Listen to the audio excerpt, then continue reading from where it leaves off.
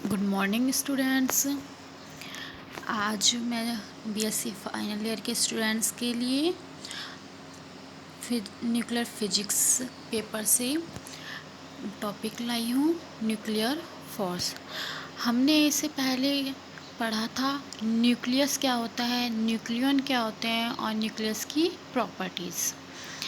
अब हम पढ़ेंगे न्यूक्लियर फोर्स। न्यूक्लियर फोर्स क्या होता है। सबसे पहले तो हम ये देख लेते हैं न्यूक्लियर फोर्स की आवश्यकता क्यों पड़ी। बच्चों, जैसे कि मैंने आपसे एक क्वेश्चन भी पूछा था कि जब किसी नाभिक में प्रोटॉन और न्यूट्रॉन दोनों होते हैं, लेकिन प्रोटॉन होते हैं जो धनावेशित होते हैं, तो प्रोटॉन जो धनावेशित होते हैं वो आपस में प्रतिकर्षण प्रभाव दर्शाते हैं। तो वो प्रतिकर्षण की वजह से एक दूसरे से को दूर करने की कोशिश करते हैं, लेकिन फिर भी नाभिक स्थायी रहता है। क्यों? तो बच्चों, कि नाभिक इसलिए स्थायी रहता है क्योंकि नाभिक के अंदर जो प्रोटॉन हैं उन प्रोटॉनों को एक बल बांध कर रखता है। उनमें प्रतिकर्षण तो होता है, रिपल्सन प्रभाव तो होता है, जिसकी वजह से वो एक दूसरे से दूर हटने की कोशिश करते हैं और नाभिक अस्थायी होना चाहिए। लेकिन उन प्रोटॉनों के बीच में एक बल लगता है जो कि एक आकर्षण बल होता है और वो बहुत स्ट्रॉन्ग होता है। और वो सिर्फ प्रोटॉन के बीच में नहीं, प्रोटॉन और न्यूट्रॉन के बीच में भी लगता है और न्यूट्रॉन और न्यूट्रॉन के बीच में भी लगता है। इस बल को कहते हैं न्यूक्लियर फोर्स, नाभिकीय बल। तो यह नाभिकीय बल की खोज तभी हुई थी कि ये देखा गया था कि वही नाभिक अस्थायी होना चाहिए, लेकिन नहीं होता। क्यों? तब इसकी खोज की गई तो पता लगा कि एक बल होता है जो प्रोटॉनों और न्यूट्रॉनों को बांध कर रखता है नाभिक में। इस बल को ही नाभिकीय बल कहा गया। तो बच्चों, अब देखते हैं हम नाभिकीय बल क्या होता है। नाभिकीय बल हम चार फंडामेंटल बल्स फोर्स होते हैं नेचर में। प्रकृति में चार प्रकार के बल होते हैं: gravitational force, nuclear force, electromagnetic force और वीक फोर्स। ये चार प्रकार के फोर्स होते हैं। इनमें जो नाभिकीय बल होता है वो सबसे ज़्यादा स्ट्रांग होता है, केमिकली बाइंडिंग फोर्स होता है। ये सबसे ज़्यादा स्ट्रांग बल जो होता है वो होता है नाभिकीय बल। इसे स्ट्रांग फोर्स, स्ट्रांग बल भी कहते हैं। जो नाभिकीय बल है वो प्रोटॉन और न्यूट्रॉन के बीच में लगता है, यानी नाभिक के अंदर लगता है, इसलिए इसे नाभिकीय बल कहते हैं। नाभिक में कौन कौन उपस्थित होता है? प्रोटॉन और neutron. Proton proton proton neutron, neutron proton और न्यूट्रॉन न्यूट्रॉन के बीच में जो बल लगता है वो होता है नाभिकीय बल। देखो बच्चों, ये है चार प्रकार के आपके फंडामेंटल फोर्सेस। पहला स्ट्रॉन्ग फोर्स। स्ट्रॉन्ग फोर्स में ये फोर्स है जो न्यूक्लियस में लगता है, नाभिक के बीच में। ये सबसे स्ट्रॉन्ग फोर्स होता है। इसकी रेंज जो होती है वो होती है 10⁻⁻15 मीटर की होती है इसकी रेंज। और जो इसमें जो पार्टिकल है, यानी कि जो एक्सचेंज करते हैं पार्टिकल एक दूसरे को, उनको इसमें कहते हैं ग्लूऑन। नेक्स्ट फोर्स है जो है इलेक्ट्रोमैग्नेटिक फोर्स, जो कि इलेक्ट्रोमैग्नेटिक फोर्स भी आप जानते हो, ये पॉजिटिव और नेगेटिव के बीच में लगता है। इसकी स्ट्रेंथ 1/137 होती है, यानी कि स्ट्रॉन्ग फोर्स से कम होती है। और इसकी रेंज इनफाइनाइट होती है, कितने भी दूरी तक इलेक्ट्रोमैग्नेटिक फोर्स लग सकता है। इसकी कोई फिक्स रेंज नहीं होती है, कहीं तक भी लग सकता है। और इसके लिए जो पार्टिकल्स होते हैं वो होते हैं फोटॉन, जो कि अब फोटॉन होते हैं मतलब वो इनके बीच में ट्रांसफॉर्मेशन, आदान प्रदान का कार्य करते हैं। जो फोटॉन का जो मास होता है वो 0 होता है और इसकी स्पिन क्या होती है? 1। नेक्स्ट है वीक फोर्स। वीक फोर्स जो लगता है वो न्यूट्रिनो के बीच में लगता है। आप लोगों ने शायद न्यूट्रिनो अभी पढ़ा नहीं है, लेकिन हम आगे पढ़ेंगे न्यूट्रिनो के बारे में कि न्यूट्रिनो की उत्पत्ति कैसे हुई और इनके क्या कार्य हैं। तो न्यूट्रिनो के बीच में जो फोर्स लगता है वो होता है वीक फोर्स। इसकी स्ट्रेंथ 10⁻⁻6 होती है। इसकी इन दोनों से स्ट्रॉन्ग फोर्स, इलेक्ट्रोमैग्नेटिक फोर्स से कमज़ोर होता है काफ़ी। इसकी रेंज होती है 10⁻⁻18 मीटर तक ये लगता है।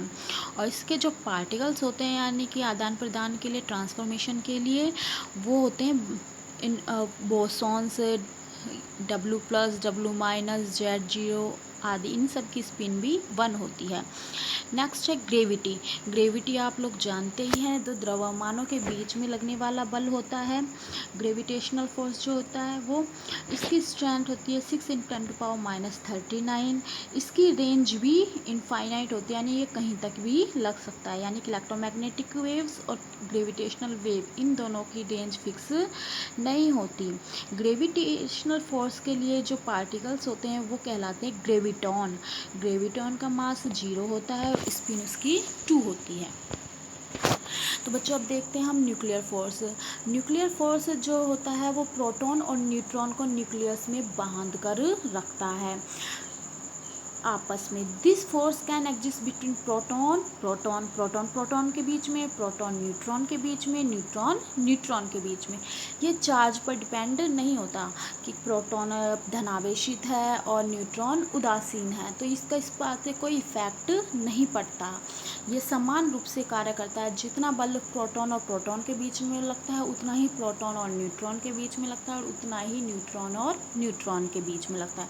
यानी ये इस बात से कोई इफेक्टेड नहीं होता कि इस पर आवेश है और किस पर आवेश नहीं है।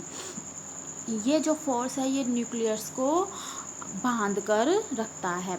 जो प्रोटॉन का जो चार्ज होता है वो +1 होता है, पता है, और इस वजह से ये क्या करता है, वही बात जो मैंने आपको पहले बताई थी कि प्रोटॉन एक दूसरे को क्या करते हैं, रिपल्सिव करते हैं, क्योंकि पॉजिटिव हमेशा एक दूसरे को रिपल करती है, मतलब प्रतिकर्षित करती है। तो इसलिए इसमें जो रिपल्सन फोर्स भी लगता है, जिसको कि हम क्या बोलते हैं, कूलॉम्स लॉ। लेकिन न्यूक्लियर फोर्स इतना स्ट्रांग होता है कि ये उस जो कूलॉम लॉ है, कूलॉम फोर्स हम बोल सकते हैं, उसको कमज़ोर कर देता है और प्रोटॉन्स को आपस में बांध के रखता है। ये देखो बच्चों, आपको डायग्राम दिख रहा है। इस डायग्राम में ये जो प्रोटॉन है, इन पर बीच में रिपल्सन फोर्स लग रहा है, मतलब एक दूसरे को दूर करने की कोशिश कर रहे हैं। लेकिन सेकंड डायग्राम में देखो, ये प्रोटॉन न्यूट्रॉन, इनके बीच में वो न्यूक्लियर फोर्स लग रहा है, स्ट्रॉन्ग फोर्स लग रहा है, जिससे इनको बांध के रखा गया है। अब प्रॉपर्टीज़ क्या क्या है न्यूक्लियर फोर्स की, वो देख लो बच्चों। न्यूक्लियर फोर्स की जो सबसे इम्पोर्टेंट प्रॉपर्टी है वो है अट्रैक्टिव नेचर। यानी न्यूक्लियर फोर्स है जो आकर्षण प्रकृति का होता है, लेकिन सिर्फ आकर्षण का नहीं होता, कुछ इसमें रिपल्सिव भी होता है। कब? जब देखो बच्चों, आपकी न्यूक्लियर फोर्स प्रोटॉन और न्यूट्रॉन को आपस में बांध के तो रखता है, लेकिन ये बांध के रखता है और जैसे जैसे दूरी कम होती जाती है, तो ये सब एक दूसरे में से तो मिल जाएंगे, तब भी नाभिक अस्थायी हो जाएगा। तो जब ये बहुत कम दूरी पर आ जाते हैं प्रोटॉन और न्यूट्रॉन आपस में, या प्रोटॉन न्यूट्रॉन कुछ भी कह लो, ये जब आपस में बहुत कम दूरी पर बहुत पास आ जाते हैं, तो अगर इनमें रिपल्सिव फोर्स नहीं लगेगा तो ये आपस में मिल जाएंगे, एक ही हो जाएंगे। नहीं, ये एक नहीं होते, क्योंकि जब इनकी दूरी बहुत कम हो जाती है तो इनमें ऑटोमेटिक ये जो न्यूक्लियर फोर्स है वो रिपल्सन प्रभाव दर्शाने लग जाता है और इनको थोड़ा दूर कर देता है। यानी कि न्यूक्लियर फोर्स इनको बांध के तो रखता है, लेकिन आपस में मिलने भी नहीं देता। तो लेकिन इसकी मोस्ट इम्पोर्टेंट प्रॉपर्टी यही है कि ये एक आकर्षण प्रकृति दर्शाता है। नेक्स्ट प्रॉपर्टी, जो न्यूक्लियर फोर्स है इसकी जो रेंज होती है वो बहुत कम होती है। जो मैंने अभी आपको बताया था कि इलेक्ट्रोमैग्नेटिक और ग्रेविटेशनल फोर्स की रेंज है जो इनफाइनाइट होती है, अनंत होती है, लेकिन इसकी जो रेंज होती है वो फिक्स होती है और वो लगभग होती है 1 फर्मी के लिए। यानी कि जो पार्टिकल्स हैं वो 1 फर्मी के रेंज में जितने पार्टिकल होते हैं सिर्फ उन्हीं पर न्यूक्लियर फोर्स लगता है, उनके बाहर ये फोर्स नहीं लगता। तो इस रेंज के अंदर ये जो न्यूक्लियर फोर्स है वो कूलॉम फोर्स से अधिक स्ट्रॉन्ग होता है, इसलिए इस रेंज तक ये इन प्रोटॉन और न्यूट्रॉनों को बांधे रखता है। लेकिन अगर इस रेंज से अधिक रेंज हो जाती है तो न्यूक्लियर फोर्स वहाँ बांध कर नहीं रख पाता और प्रोटॉन या न्यूट्रॉन है जो नाभिक से बाहर निकल सकते हैं।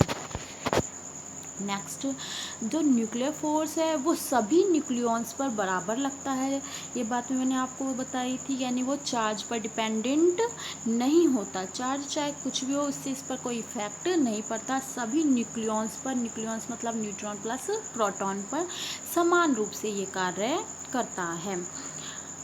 Next, at a distance of less than 0.7 fermi, जो बात मैंने आपको पहले बताई कि बहुत कम दूरी पर ये जो न्यूक्लियर फोर्स है वो रिपल्सिव प्रभाव दर्शाने लग जाता है, यानी 0.7 फर्मी से कम दूरी पर इसका प्रभाव प्रतिकर्षण प्रभाव हो जाता है। ये इसकी एक मोस्ट इंटरेस्टिंग प्रॉपर्टी है न्यूक्लियर फोर्स की जिससे कि ये ज़्यादा पास आए तो आपस में एक दूसरे में मिले नहीं। देखो बच्चों, ये है आपका न्यूक्लियॉन्स और न्यूक्लियर फोर्स के बीच में ग्राफ। बच्चों, एक जो रेड लाइन आपको दिख रही है, ये रेड लाइन है, ये आपकी न्यूक्लियर फोर्स के ग्राफ को दर्शाती है। इसमें देखो बच्चों, इस रेंज में ये 1 फर्मी है, इससे दूर ये अट्रैक्टिव प्रभाव है, और इस लाइन से ऊपर है जो रिपल्सिव प्रभाव दर्शाता है, और इस लाइन से नीचे ये अट्रैक्शन प्रभाव दर्शाता है।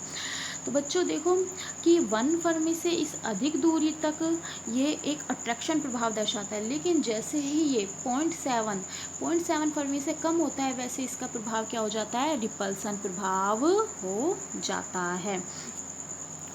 बच्चों, ये आपका जो ग्राफ है ये यही दर्शाता है कि 0.7 फर्मी से अधिक पर इसका जो प्रभाव अट्रैक्शन का होता है, और 0.7 फर्मी से कम पर इसका प्रभाव क्या होता है, रिपल्सिव प्रभाव होता है।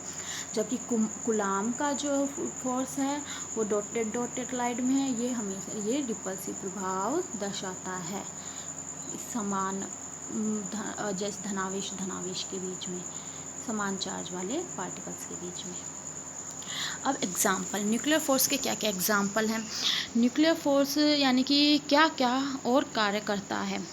तो देखो, वही न्यूक्लियर फोर्स है जो प्रोटॉन्स को बाइंड करके रखता है, बांध के रखता है, जिससे कि नेचर में, प्रकृति में पॉजिटिव चार्ज उपस्थित होते हैं। On a large scale this force is responsible, तो जो न्यूक्लियर फोर्स है वो सबसे ज़्यादा जो रेस्पॉन्सिबल है वो किसके लिए, न्यूक्लियर वेपन्स के लिए, न्यूक्लियर बम। आप लोगों ने सबने नाम सुना होगा न्यूक्लियर बम का। तो जो न्यूक्लियर फोर्स है वो न्यूक्लियर बम में भी यूज़ होता है, उसमें काम आता है, और उससे जो रिलीज़ होती है एनर्जी वो बहुत ही स्ट्रॉन्ग होती है, जो काफ़ी नष्ट कर देती है। तो इसकी जो एनर्जी है उसका उपयोग इलेक्ट्रिसिटी में भी किया जाता है, क्योंकि न्यूक्लियर फोर्स से एनर्जी जनरेट की जाती है और उस जनरेट एनर्जी का उपयोग इलेक्ट्रिसिटी में किया जाता है। ए वीकर न्यूक्लियर फोर्स, एक जो कम बल का न्यूक्लियर फोर्स होता है, न्यूक्लियर बल वैसे तो बहुत स्ट्रॉन्ग होता है, लेकिन उसकी क्षमता अगर कम हो तो वो जो फोर्स होता है उसका उपयोग किस में किया जाता है, उसका उपयोग न्यूट्रॉन को प्रोटॉन में परिवर्तित करने में, प्रोटॉन को न्यूट्रॉन में परिवर्तित करने के लिए भी किया जाता है, यानी न्यूट्रॉन प्रोटॉन में चेंज हो जाता है, प्रोटॉन न्यूट्रॉन में चेंज हो जाता है, जिसको हम रेडियो एक्टिव डिके भी कहते हैं, रेडियो एक्टिव क्षय भी कहते हैं। सूरज, बर्निंग ऑफ द सन और रेडियो कार्बन डेटिंग, इनमें भी न्यूक्लियर फोर्स का उपयोग किया जाता है। उम्मीद करती हूँ आप लोगों को बच्चों समझ में आया होगा।